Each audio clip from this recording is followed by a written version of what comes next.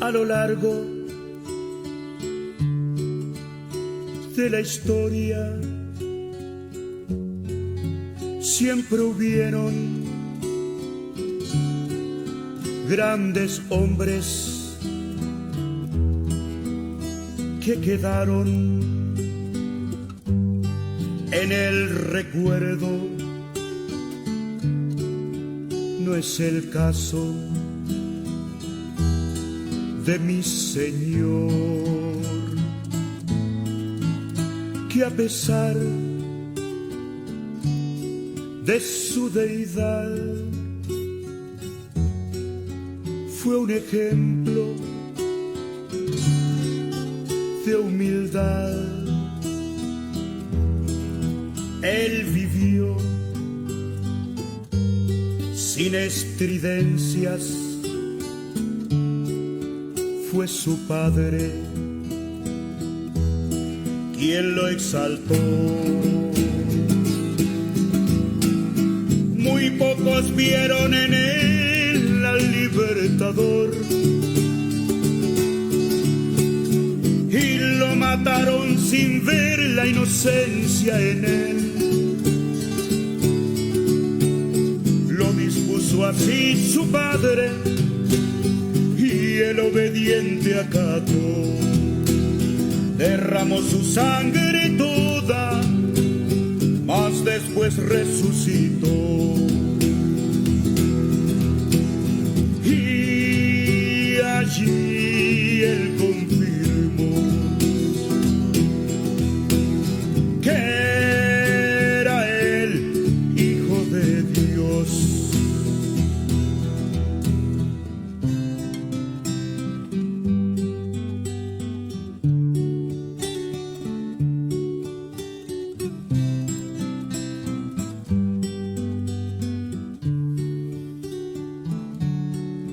Dios no quiere grandes hombres elocuentes sin unción. Él prefiere al humilde, dependiente de su Dios. Al indocto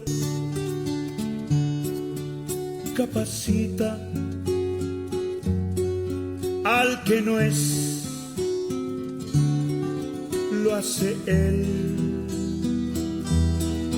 Él exalta al que espera de lo alto su valor. Mas yo soy gusano, así él se calificó. Oprobio de los hombres, así él se sintió.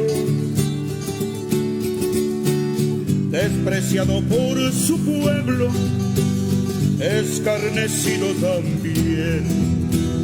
Entregó su vida toda y la volvió a retomar. Y allí él confirmó que era el Hijo de Dios. Y allí él confirmó que era el Hijo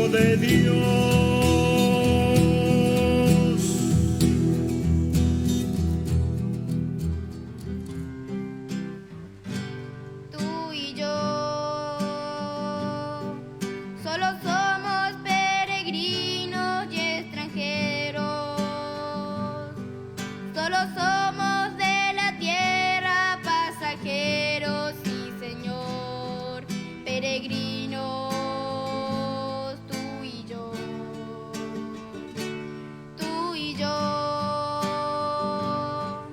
esperamos heredar la vida eterna, donde no habrá más llanto, ni tristeza, ni dolor, vida eterna.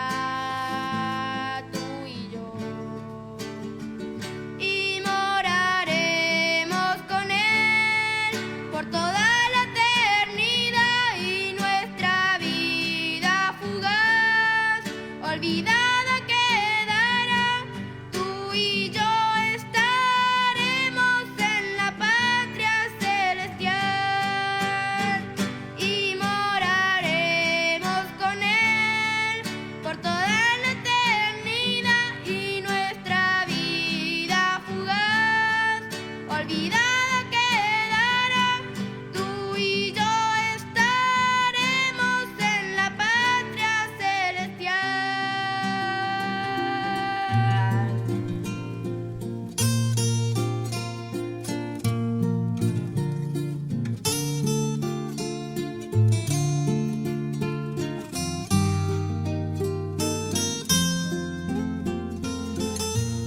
Es la hora 15. En la gracia aprendí que el divino Redentor crecerá en mi interior si descanso solo en él, porque solamente en Cristo comunión tendré con Dios.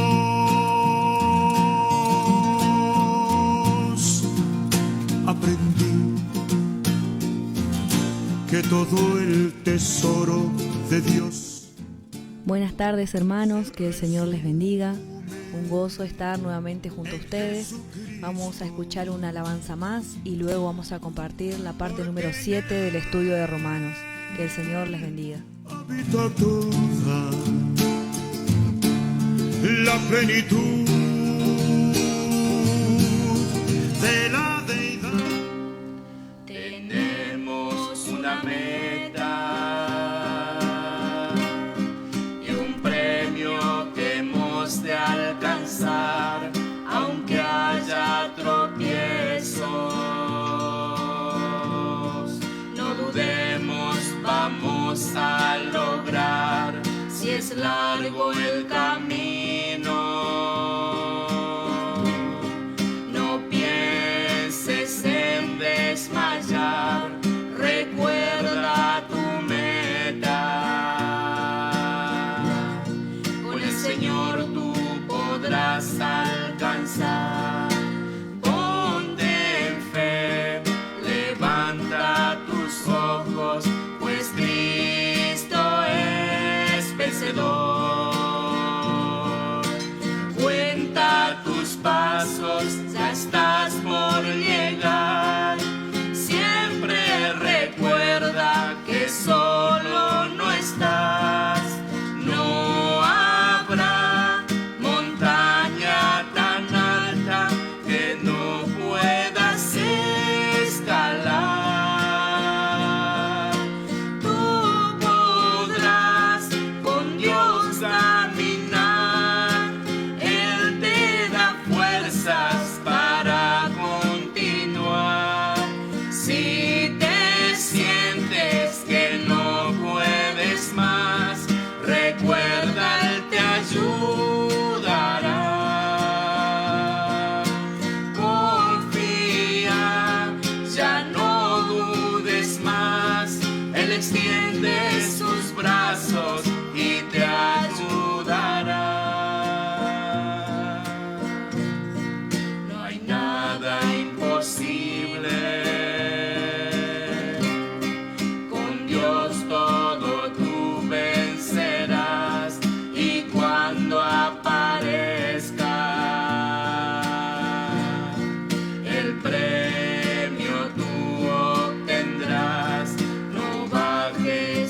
brazos.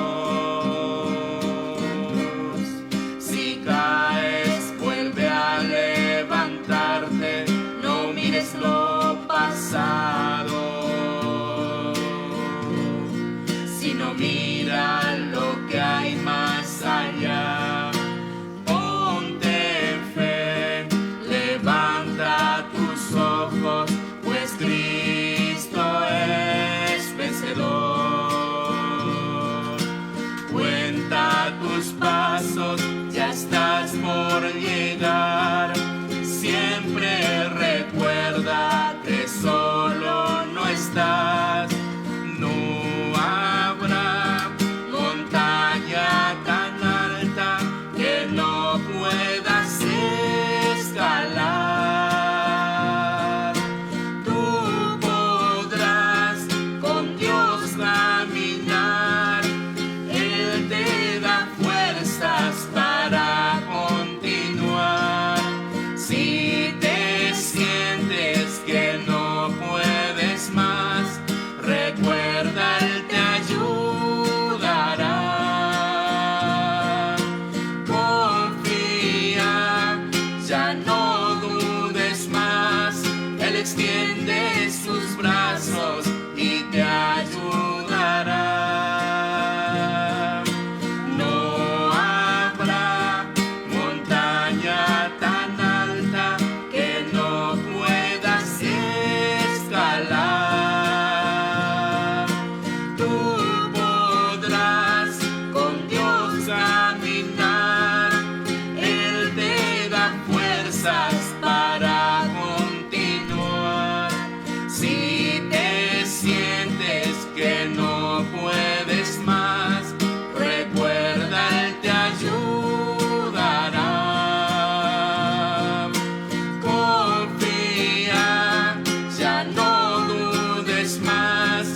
Él extiende sus brazos y te ayudará. Confía en Él.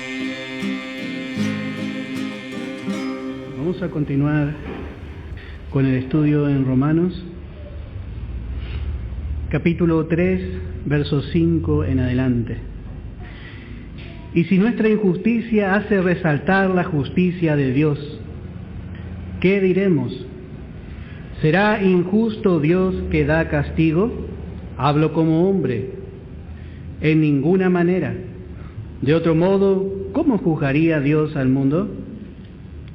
Pero si por mi mentira la verdad de Dios abundó para su gloria, ¿por qué aún soy juzgado como pecador? ¿Y por qué no decir como se nos calumnia y como algunos cuya condenación es justa afirman que nosotros decimos, hagamos males para que vengan bienes? Bueno, esto sucede y sucedió ya en el tiempo de Pablo por no entender la gracia de Dios. Lo que hizo el pecado del hombre es mostrar la santidad y la pureza de Dios. Entonces, el pecado del hombre puso a Dios como un juez justo. Dios, por causa de que el hombre es pecador en naturaleza y en hecho también, Él puede juzgar al hombre. Pero sabemos que justamente Dios envió la gracia para que el hombre pueda ser perdonado, no por su justicia, no por sus hechos, no porque el hombre haya cambiado de actuar, sino porque la gracia proveyó. La gracia es para el desgraciado. El hombre pecador califica para alcanzar la gracia. Y Pablo enseñaba eso. Justamente venimos de ver al hombre moral. El hombre moral no puede recibir la gracia porque el hombre moral cree que la gracia es para el pecador y él no se ve pecador. Y así algunos calumniaban a Pablo, que enseña a pecar, dice. Y así hasta el día de hoy muchos, al saber que nosotros predicamos que la salvación no se puede perder porque la salvación es por gracia, muchos también interpretan de esa manera. Interpretan que nosotros enseñamos a pecar y nos calumnian, y por ahí también agregan muchas cosas. Dicen que salvo, siempre salvo, da lugar al creyente para pecar, porque entonces no tiene miedo de perder la salvación y bueno, entonces ¿cómo hace para no pecar? Pero hermano, esto es algo que nosotros tenemos que entender bien. Nosotros tenemos dos creaciones. Y la vida de Cristo que está en nosotros no puede pecar. Eso recibimos por medio del nuevo nacimiento. Somos una nueva vida, una nueva creación. Pero todavía el creyente tiene la vieja creación. Por eso todavía tiene la tendencia de pecar. ¿Qué tiene que hacer el creyente? Bueno, el creyente tiene que aprender a reposar y alimentarse. Tiene que alimentarse para crecer. Entonces, de tal manera hasta que la nueva creación crezca y llegue a tomar control, como habíamos visto, espíritu, alma y cuerpo. Pero mientras el creyente va a pecar, porque tiene la vieja creación. Eso es lo que enseña la gracia. Bueno, verso 9. ¿Qué pues? ¿Somos nosotros mejores que ellos? En ninguna manera, pues ya hemos acusado a judíos y a gentiles que todos están bajo pecado. Bueno, aquí lo que encontramos es que el apóstol Pablo habla como judío. Somos nosotros, está hablando como un judío él ahí, somos nosotros mejores que ellos. Y bueno, y de aquí en adelante lo que vamos a ver es que Pablo empieza a aplicar la escritura antigua a los judíos. ¿Y por qué hacemos énfasis en que Pablo aplica esta escritura a los judíos? Porque los judíos aplicaban esta escritura a los gentiles. Ellos aplicaban todo esto que era nada más que la vista de Dios sobre la vieja naturaleza del hombre. Ellos lo aplicaban a los gentiles y decían los gentiles son perros. Los gentiles no tienen Dios, no tienen esperanza. Y ellos hablaban de esta forma de los gentiles, pero Pablo ahora dice, ¿qué pues? Dice, somos nosotros, él mismo se incluye, como necesitado de la gracia. Y así vemos cómo la gracia ve al hombre. La gracia ve al hombre como una vieja naturaleza o como una nueva naturaleza.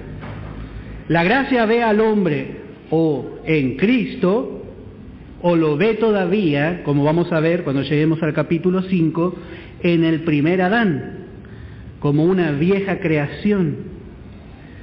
No hay realmente ventaja para el judío. El judío, como estamos viendo en Isaías, aún la nación necesitaba convertirse. Entonces, esto ponía a los judíos al mismo nivel que los gentiles, tan necesitados de la gracia de Dios. Y desde el versículo 10 hasta el verso 18, presenta al pecador sin Cristo, tal cual exactamente como es. Y esta porción es llamada la radiografía del pecador. La radiografía del pecador. Y vamos a leer, dice el verso 10, como está escrito: no hay justo ni aun uno, no hay quien entienda, no hay quien busque a Dios. Todos se desviaron a una, se hicieron inútiles. No hay quien haga lo bueno, no hay ni siquiera uno. Sepulcro abierto es su garganta, con su lengua engañan. Veneno de áspides hay debajo de sus labios. Su boca está llena de maldición y de amargura. Sus pies se apresuran para derramar sangre. Quebranto y desventura hay en sus caminos. Y no conocieron camino de paz. No hay temor de Dios delante de sus ojos. Bueno, acá vemos el veredicto de Dios. Dios examina al hombre y le ve lleno de pecado. Le ve lleno de pecado. Y así realmente Dios, por medio de la ley, había mostrado la condición del hombre. Porque la ley, como habíamos dicho, es un espejo que muestra la condición, muestra realmente la situación del hombre. La ley mostraba, pero no cambiaba.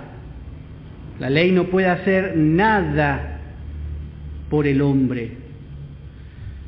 Solamente la gracia, como más adelante vamos a ver, proveyó por medio de la sangre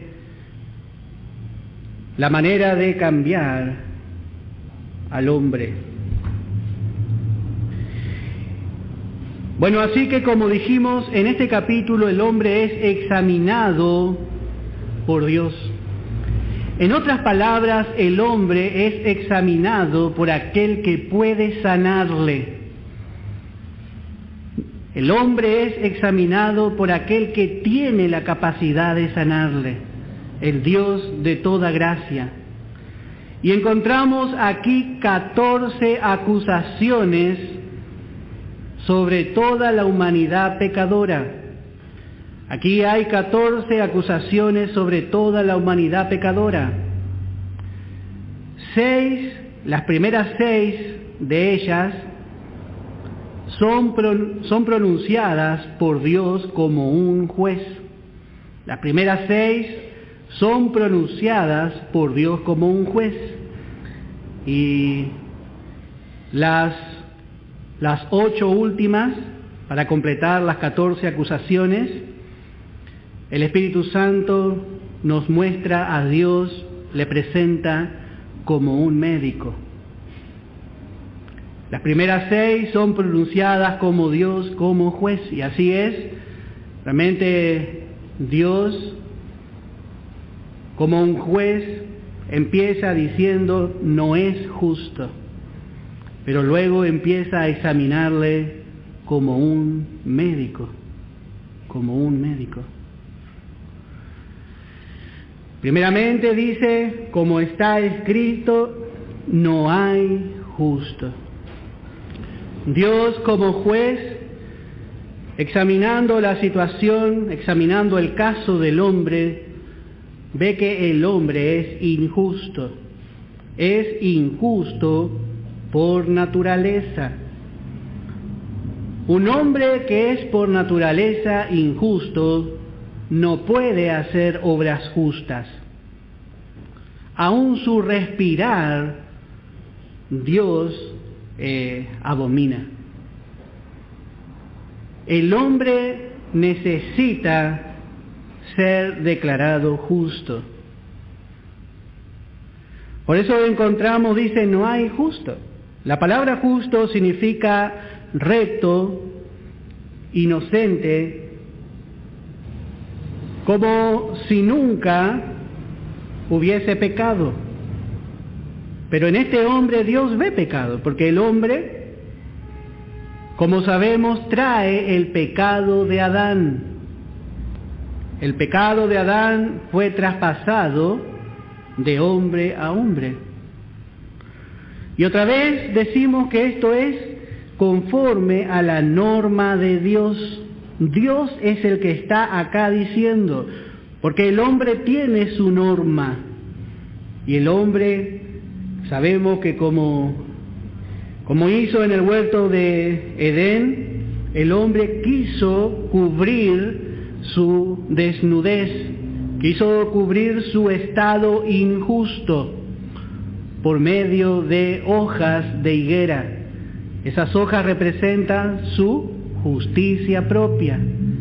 Pero note que el ojo de Dios mira más allá y le sigue viendo como injusto. No hay justo. La religión no cambia la naturaleza del hombre. Lo único que hace es proveerle de un delantal. Y dice un hermano, y cuando se daba vuelta seguía desnudo porque el delantal cubre adelante. Y así es el hombre. Y quizá miraba a Eva y se jactaban de los delantales que ellos habían hecho. Pero note que el hombre aún tenía temor y se escondía de Dios. Porque la justicia del hombre no alcanza. No hay justo, dice Dios. No hay recto delante de sus ojos, delante de su mirada.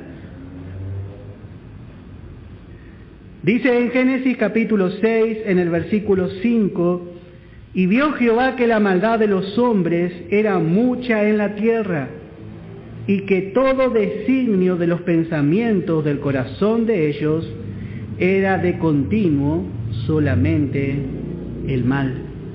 Así es el viejo hombre. Pero hermano, hay gente buena también. Hay gente que ayuda a los ancianos, que ayuda a los niños. Hay gente que va y viaja a otros países y dedica su profesión por años en ayudar al prójimo. Bueno, hermano, eso es justicia propia. Cada vez que una persona está haciendo eso, ¿sabe lo que está haciendo? Está rechazando el sacrificio del Hijo de Dios. Si una persona se apoya en sus obras para ser salvo o para tratar de llegar al cielo, y con su vida moral trata de justificarse delante de Dios, está diciendo, yo no necesito de tu Hijo y su sangre no me importa.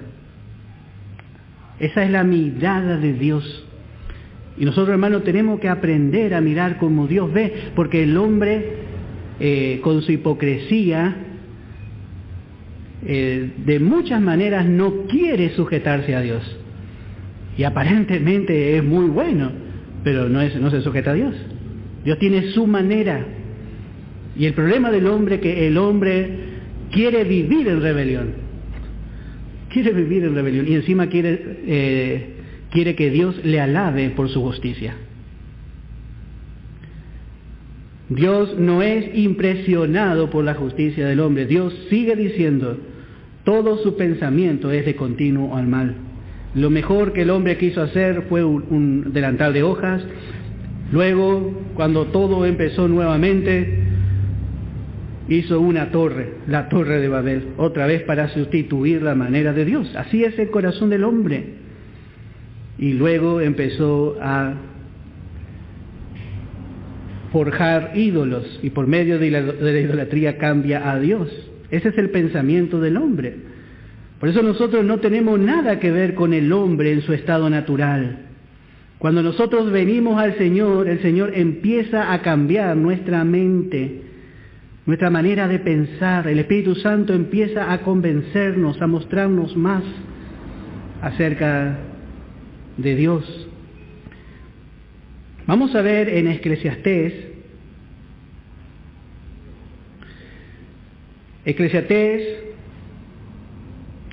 capítulo 7, en el verso 29.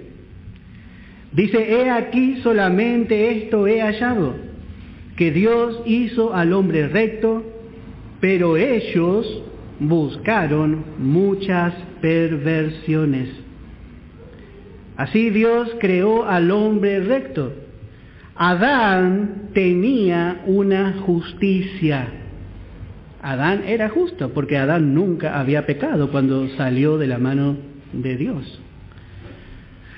Y ahora nosotros no debemos confundir la justicia del primer Adán con la justicia que hoy nosotros tenemos. La justicia del primer Adán era una justicia terrenal. Y en esa justicia el hombre era inocente. Entonces Dios bajaba a tener comunión con el hombre sobre la base de su inocencia. Pero cuando el hombre pecó, un Dios santo, es imposible que vuelva a tener comunión con ese hombre. La comunión con Dios se rompió. Pero cuando Cristo vino, Él ofreció al hombre una justicia, pero esta no es una justicia terrenal.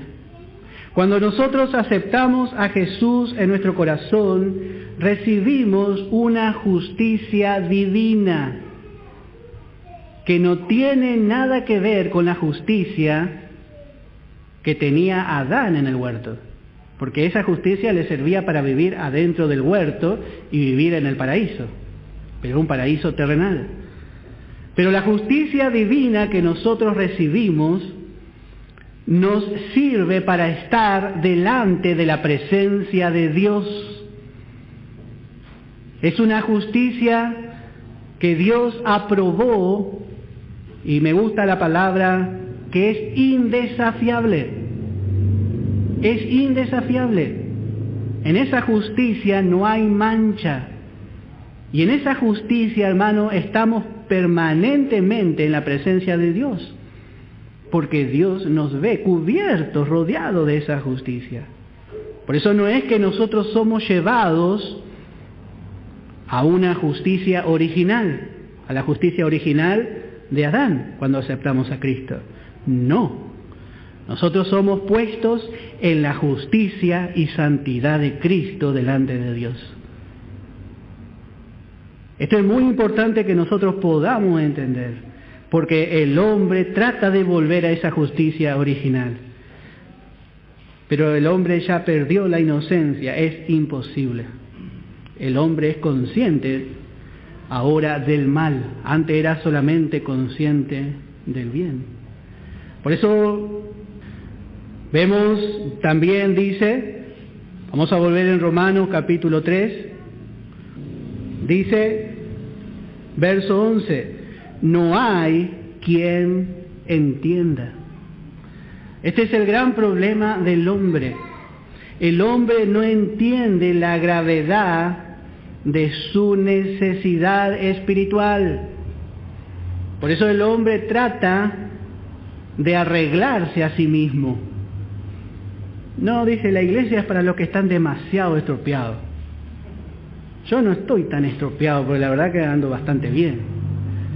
Pero no se da cuenta, no hay quien entienda, dice la palabra. Note que el hombre se mira naturalmente y no entiende la gravedad, que el problema es su naturaleza.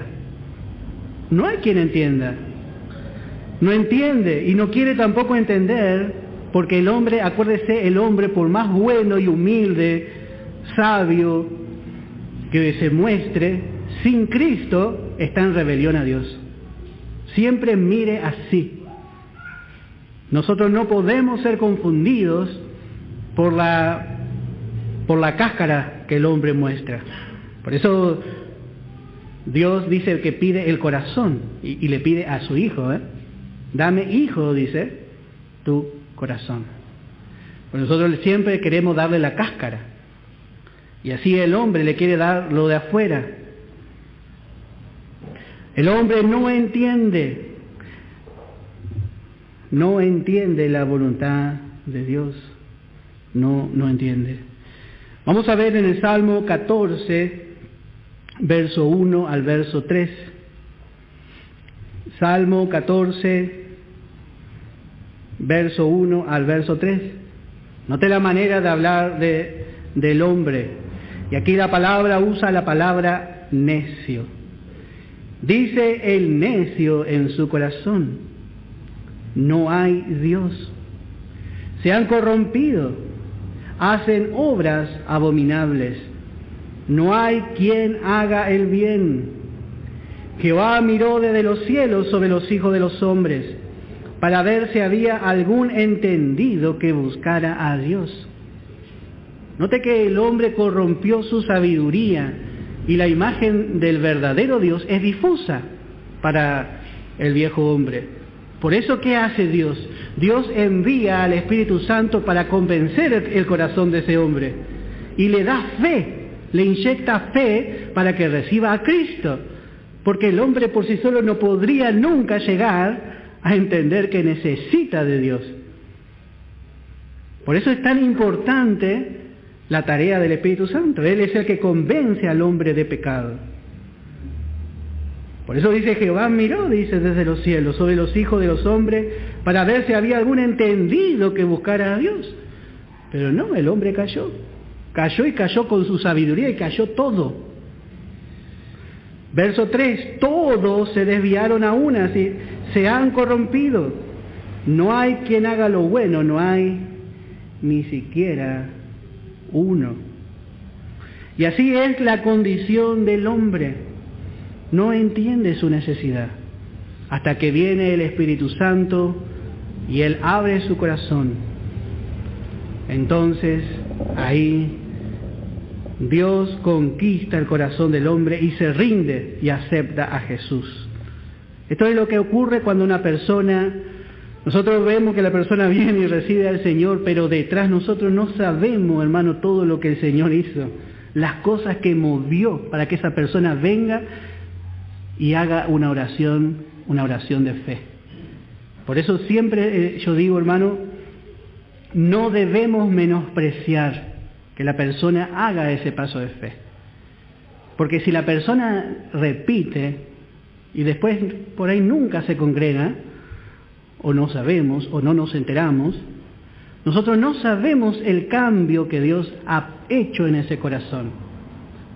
Porque, hermano, la persona está en rebelión contra Dios. Y cuando la persona viene al escuchar el Evangelio y se entrega porque el Espíritu Santo le conquistó y quizá años estuvo. Y quizá lo único que tenga es ser salvo de la condenación. Quizá nunca crezca porque nunca se alimente. Pero la salvación, nosotros no podemos contar a una persona por lo que vemos, por su fidelidad, que es salvo, sino que la salvación es algo interior, invisible. Por eso la palabra dice que Dios conoce a los suyos. Ahí ya no entra el pensamiento del hombre. Bueno, Isaías 53, versículo 1, dice: ¿quién ha creído a nuestro anuncio? La voz de Isaías.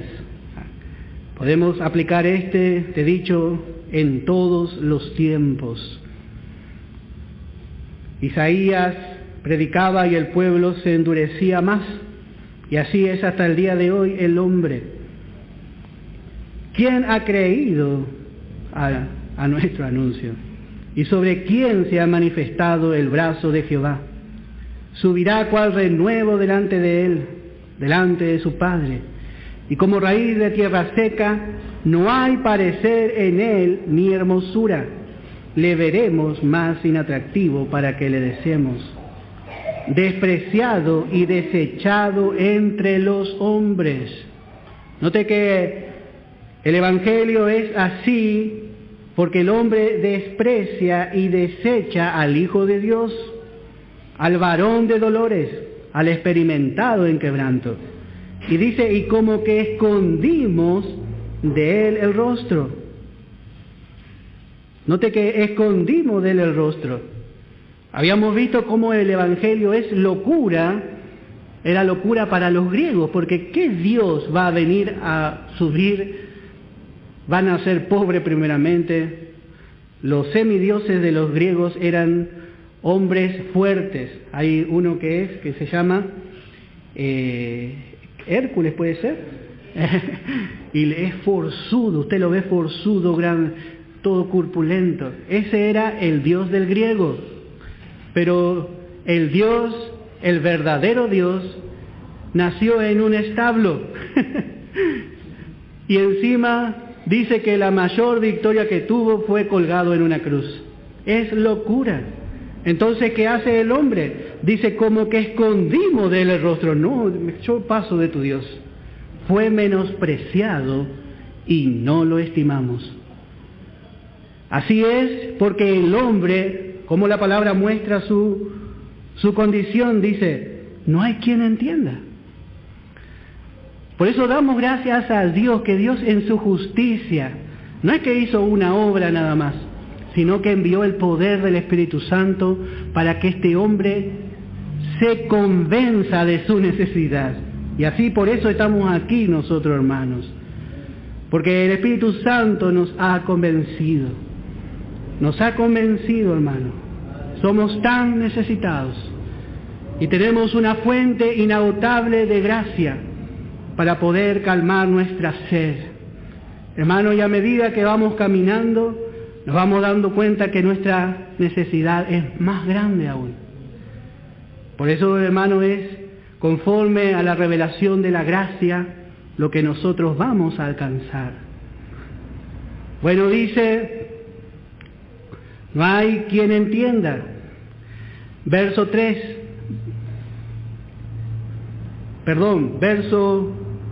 11, segundo párrafo, dice, no hay quien busque a Dios. No hay quien busque a Dios. Otra vez vemos que esto no es por causa de Dios, porque Dios no se esconde del hombre. Jesús mismo dijo que iba a ser levantado, así como Moisés levantó la serpiente en el desierto. Dice, el Hijo del Hombre iba a ser levantado. Dios había mandado serpientes ardientes para que muerdan al pueblo por causa de su rebeldía. Y así el hombre nace mordido por la ponzoña de Satanás. La serpiente ha picado al hombre. Y el hombre dice que era picado y Moisés había levantado un asta, una serpiente, y tenía que mirar, estaba a la vista de todos. Y así Dios ha mandado a su Hijo para que el hombre encuentre la sanidad del pecado en Cristo. Pero el problema es que no hay quien busque a Dios. Por lo general escuchamos que el hombre dice, yo buscaba a Dios. Pero en realidad, hermano, ninguno de nosotros buscamos a Dios. Él salió a nuestro encuentro. Él salió en busca de nosotros. Eso podemos ver bien. El hermano ahora va a llegar en Génesis. Más bien el hombre huye de Dios. Huye porque su naturaleza es pecaminosa.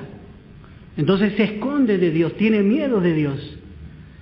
Pero sale Dios en el huerto y dice, ¿dónde estás tú? Dios sale en busca del hombre porque sabe que el hombre por sí solo no va a llegar. También podemos ver esa imagen en el hijo pródigo. Dice que el hijo venía y el padre le vio de lejos. ¿Y qué hizo el padre? Quizá el padre vio que venía todo rotoso, todo sucio. No vaya a ser que se arrepienta y se vuelva, que tenga vergüenza de venir. Entonces el padre corrió en busca del hijo pródigo. Esa es la mayor manifestación de la gracia de Dios. Dios corre en busca del hombre porque el hombre no puede buscar a Dios. Dios se reveló, Dios vino al mundo a través de su Hijo Jesucristo y se reveló al hombre. Dice en el Evangelio de Juan, capítulo 1, dice, esa luz verdadera que alumbra a todo hombre. Dios se reveló al hombre por medio de Jesucristo. Especialmente por medio de las religiones, a veces pensaríamos que el hombre estaría más cerca de Dios, pero la religión otra vez aleja al hombre de Dios. La religión aparta al hombre del verdadero Dios. Bueno, verso 12. No solamente el hombre no busca a Dios, sino que dice ahora todos se desviaron a una, se hicieron inútiles. Note que acá ya Dios ve y ve a todos. Todos se desviaron. ¿Y de qué se desviaron? Bueno, del camino original en que el hombre caminaba. Cuando el hombre fue creado en comunión con Dios. Y Dios buscaba la comunión con el hombre y el hombre buscaba la comunión con Dios. Pero note que ahora el hombre se desvió. Y se desvió Adán y se desviaron todos. Todos se desviaron. A una se hicieron inútiles. Esta es otra más. Por supuesto, si el hombre abandona el camino de Dios, el hombre pierde su utilidad. ¿Qué puede utilizar Dios de la vieja creación? ¿Qué puede utilizar Dios de la carne? Siempre decimos que en la carne no hay nada bueno. En la carne no hay nada bueno. Cuando el creyente empieza a crecer, empieza a andar en el Espíritu, entonces Dios le puede utilizar. Llega a ser un instrumento útil. Pasamos a ser de inútiles a útiles. Y de eso nos habla, como venimos viendo en 1 Corintios, nos habla la santificación. La justificación nos muestra la posición justa que ahora tenemos delante de Dios. Pero por la santificación somos separados para un uso exclusivo de Dios. A eso se refiere la santificación. Somos separados y somos útiles. Somos útiles. No hay nada útil en el corrupto hombre. No hay nada útil. Y dice, no hay quien haga lo bueno. No hay quien haga lo bueno. No hay ni siquiera uno. Todos se desviaron. Y no hay uno que por lo menos entienda que haga lo bueno y pueda guiar al resto otra vez a volver a Dios. Porque si por lo menos uno hubiese que reaccionase, pero no hay solución para el hombre. El hombre se corrompió. Todos son corrompidos. Los fariseos decían que ellos eran guías de ciegos. Pero Jesús vino y le dijo, si un ciego guiase a otro ciego, los dos caerán en el hoyo. Y así es, el hombre hace especialmente por medio de las religiones. Las religiones vemos que se paran y dicen, bueno, esto no hay que hacer, esto está bien, esto está mal. Pero al final es ciego nomás. Dice en Mateo capítulo 15 en el verso 14. Evangelio de Mateo capítulo 15 en el verso 14. Dejadlos, son ciegos, guías de ciegos. Y si el ciego guiare al ciego, ambos caerán en el hoyo. Así es, cuando el hombre no renacido, pero religioso, quiere guiar al hombre no renacido, pero inmoral, dice, no, vos no tenés que pecar. Y el otro no es renacido. Y así es el hombre. La solución es una nueva creación. Tiene que haber una nueva creación para que esa persona no es que va a cambiar su vieja creación, sino que la nueva vida va a crecer, entonces va a tomar control de su cuerpo, va a tomar control de todo. En Lucas, vamos a ver en el Evangelio de Lucas, capítulo 18, en el verso 12. Lucas, capítulo 18, en el verso 12. Podemos ver desde el verso 11.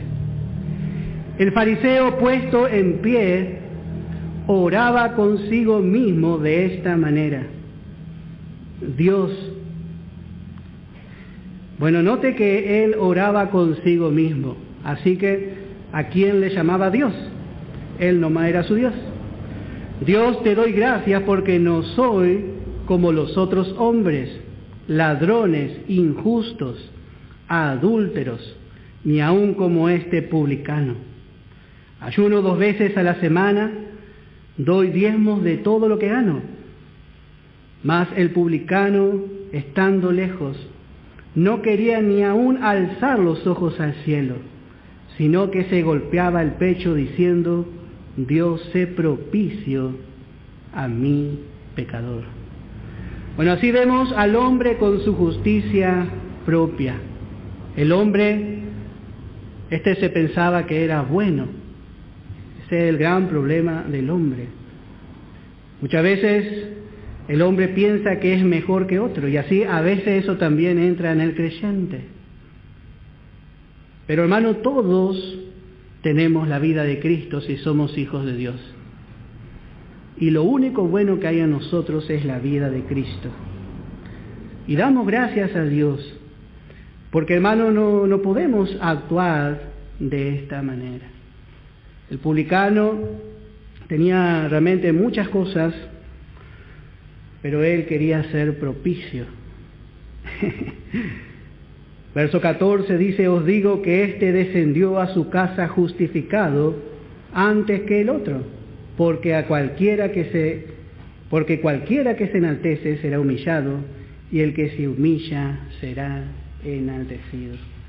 La gracia es para aquel que reconoce su necesidad. Si el hombre no reconoce su necesidad, va a ser humillado. Su religión no le va a salvar. Pero si el hombre reconoce su necesidad, bueno, será enaltecido porque tendrá vida eterna. Así que vemos las primeras 6 acusaciones que Dios hace como juez. Ahora vamos a ver 8, podríamos decir, diagnósticos que Dios hace ya como un médico. Tanto como juez, es importante que Dios dé un veredicto, porque si Dios dice que es injusto, injusto será. Pero Dios también tiene poder de justificar al hombre como juez, como el juez soberano de toda la tierra. Dios puede justificarle, pero ahora le vamos a ver como un médico, y como un médico puede sanarle. Acá vamos a ver el pecado como una enfermedad. Bueno, primeramente encontramos verso 13. Dios, como si dijera Dios: a ver, abra la boca. Y abre la boca el viejo Fernando. Y mira la boca del viejo Fernando y dice: sepulcro abierto de su garganta. Nuestra vieja creación es así. Sepulcro abierto. Hay olor a muerto, dice Dios. Por adentro está el problema. Y así es el hombre. Abre su boca y solamente sale lo que está en su interior. Podemos leer en el Salmo 5, en el verso 9, y dice David: porque en la boca de ellos no hay sinceridad, sus entrañas son maldad, sepulcro abierto es su garganta, con su lengua hablan lisonjas. Bueno, así vemos que es la vieja naturaleza del hombre. Dios le está examinando y sabemos lo que es una boca, ¿no? Que da mal olor. Hay una enfermedad que se llama halitosis. Usted está al lado de una persona, a veces se levanta al lado de su esposo, de su esposa, y ahí vemos el verdadero amor. Bueno, pero este olor es peor. Este olor es peor. El hombre se viste bien, por fuera se ve muy bien, pero cuando usted se acerca y mira más de cerca a este hombre sin Cristo, usted ahí puede ver y puede sentir lo que Dios siente. El problema es cuando usted se acerca. Por fuera, a veces el impío parece mejor que el creyente. Pero acérquese y usted va a sentir olor a muerto. Cuando empieza a hablar bien de sí mismo, cuando habla y está lleno de justicia propia, Dios dice: qué repugnante que es esto. Tremendo, hermano. Las entrañas, dice el Salmo. Desde su interior es enfermo y sale el olor por la boca. Dice: con su lengua engaña. Ese es otro diagnóstico. Con su lengua engaña. Habla grandes cosas. Habla bien de sí mismo. Trata de engañarle. Yo soy una buena persona, ¿sabe? Dice. Sí. Pero a Dios no le puede engañar. A ver, levante la lengua, dice Dios, y levanta la lengua. Dice, veneno de áspides. El áspid es la serpiente, la víbora. Hay veneno de áspides debajo de sus labios. Y así, hermano, es el viejo hombre. No se hiere tanto con golpes como hiere una lengua no juzgada. Una lengua no juzgada produce heridas, hermano, que no se sanan fácilmente. Una palabra a veces de los padres marca a los hijos por toda la vida. Tenemos que ver, hermano, cuando habla nuestro viejo hombre. A veces cuando habla la nueva creación es tan lindo, ¿no? Porque por más que corrige, y dijo el salmista, que el justo me corrija, es bueno, dice. Porque cuando el justo corrige, hermano, usa palabras justas, palabras de Dios. A veces es duro, pero es el amor de Dios, es la muestra del amor de Dios. Como dice en Hebreos, ¿qué padre hay que no corrija a su hijo, no? Es la muestra de su amor. Pero a veces nosotros, hermanos, no sabemos el mal que hay. Y note que ya hace 3 referencias a la boca de la vieja creación. Y podemos leer solamente un verso. Vamos a ver en Santiago cómo la palabra nos enseña. En Santiago capítulo 3, dice en el verso 5, así también la lengua es un miembro pequeño. Así es la lengua. La lengua es pequeño, parece insignificante, pero se jacta de grandes cosas. He aquí cuán grande bosque enciende un pequeño fuego. Y la lengua es un fuego. Y note, Santiago va más allá, porque la lengua es la punta del iceberg, podríamos decir. Pero usted va más allá y Dios dice, no, en la entraña, dice un mundo de maldad. La lengua está puesta entre nuestros miembros y contamina todo el cuerpo. E inflama la rueda de la creación. ¡Qué tremendo, hermano! Y ella misma es inflamada por el infierno.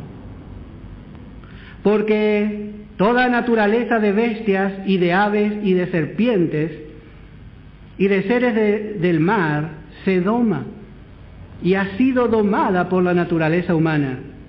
Pero ningún hombre puede domar la lengua, que es un mal que no puede ser refrenado, lleno de veneno mortal.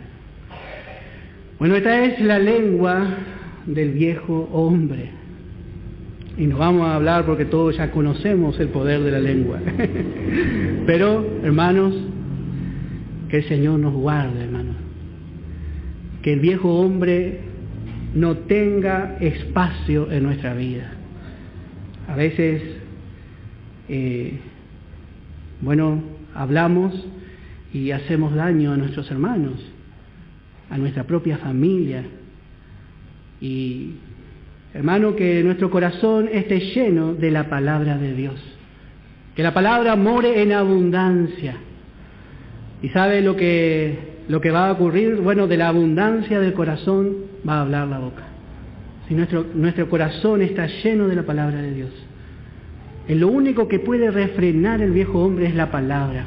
Por eso estamos estudiando la palabra. Esto no es una teoría nomás. Es linda la teoría. Pero hermano, este mensaje que nosotros estamos recibiendo tiene poder para vencer la carne, al mundo y a Satanás también. Pero tiene que ser apropiado con fe.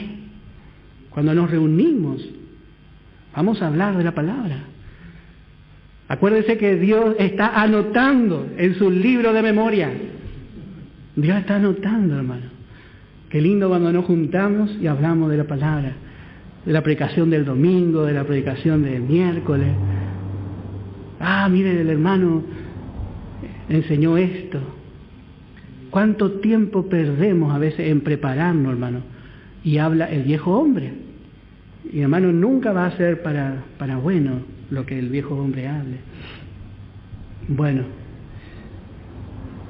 Verso 14. Otra vez, su boca está llena de maldición y de amargura. Bueno, y acá vemos, es otra cosa. Vamos a ver en el Salmo 10, en el verso 7. Dice, llena está su boca de maldición. ¿Esto qué quiere decir? Que todo el tiempo maldice. ¿Por qué maldice el hombre? Bueno, y acá en este verso vamos a ver por qué maldice el hombre. Dice, llena está su boca de maldición y de engaños y fraude. Debajo de su lengua hay vejación. ¿Qué es la vejación? Cosas viejas, cosas que no se olvidan.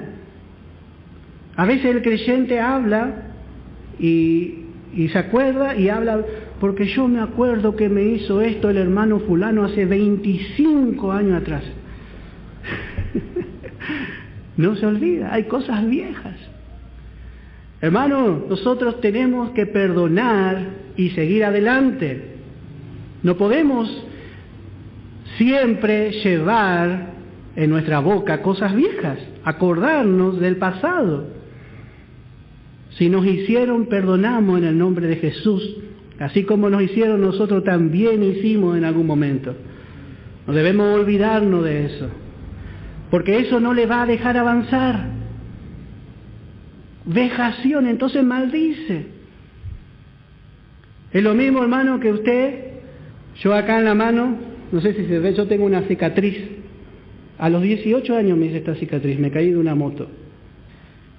Y es lo mismo que yo mire esta cicatriz y me ponga a llorar por algo que me pasó y me quedó la marca, pero ¿sabe por qué está cicatrizado? Porque está sano. El Señor ya sanó esto. ¿Y por qué ahora voy a ponerme a llorar por algo que ya se sanó? Bueno, y a veces el hombre es así, el viejo hombre. El viejo hombre se vive quejando de cosas viejas. Y usted va y habla con esa persona y todo es queja. Todo es queja. Pero la nueva creación, hermano, siempre tiene un gustito dulce en la boca. Siempre, porque siempre hay un versículo que le da aliento. Hermano, la nueva creación y la vieja creación. Hermano, esto tenemos, yo tengo esto en mi vida. Esto no es que tienen algunos, no. En mi boca hay vejación, porque está el viejo hombre. Pero necesitamos juzgar, olvidando ciertamente lo que queda atrás. Olvidar lo que queda y extendernos a lo que está adelante. Lo que está atrás pertenece atrás.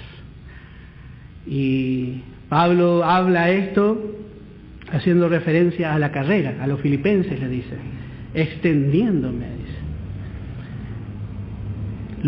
Los filipenses estaban acostumbrados a ese vocablo, porque allí en Filipos se corrían las Olimpiadas. Y antes las Olimpiadas eran caballos y carros atrás. Entonces, ¿sabe lo que hacía el corredor? Cuando estaba cerca de la meta, el que iba arriba del carro se extendía sobre el caballo para tratar de repartir el peso al caballo y llegar más rápido a la meta.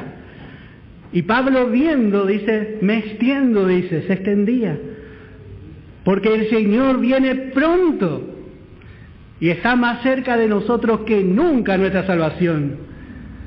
Entonces, extendámonos, dice. Y cuando se extendía, se entregaba por completo a la carrera. Ya no podía mirar atrás. Se tenía que olvidar de lo que quedaba atrás. Y quedaba extendido arriba. Ya ni el carro servía, porque el carro quedaba atrás. Y así, hermano, es con nuestra vida. ¿Cuántas cosas llevamos, hermano? Y el Señor quiere hacernos libres de esas cosas. Hermano, miremos adelante. Que nada nos impida correr la carrera. Y si hemos fracasado, también. ¿Qué va a arreglar? Mire al Señor, siga adelante. Bueno, vamos a seguir viendo. Verso 15. Sus pies se apresuran para derramar sangre. Sus pies se apresuran para derramar sangre. Vamos a tomar, hermano, 10 minutitos y vamos a comer.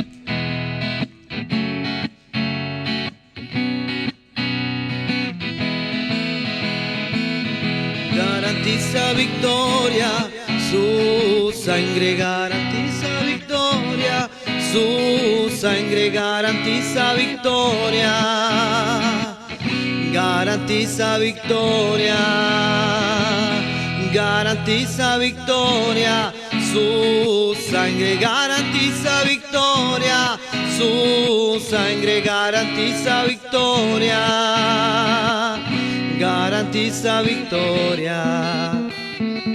Yo fui comprado por un precio muy grande y ese precio fue la sangre derramada en la cruz.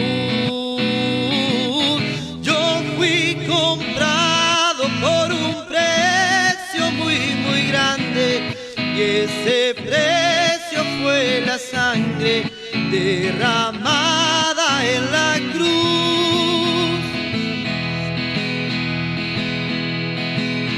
Garantiza victoria, su sangre garantiza victoria, su sangre garantiza victoria, garantiza victoria, garantiza victoria, su sangre garantiza victoria, su sangre garantiza victoria, garantiza victoria.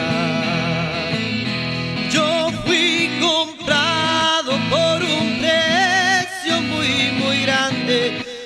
ese precio fue la sangre derramada en la cruz. Yo fui comprado por un precio muy muy grande y ese precio fue la sangre derramada en la cruz. Es la hora 16, 4 minutos.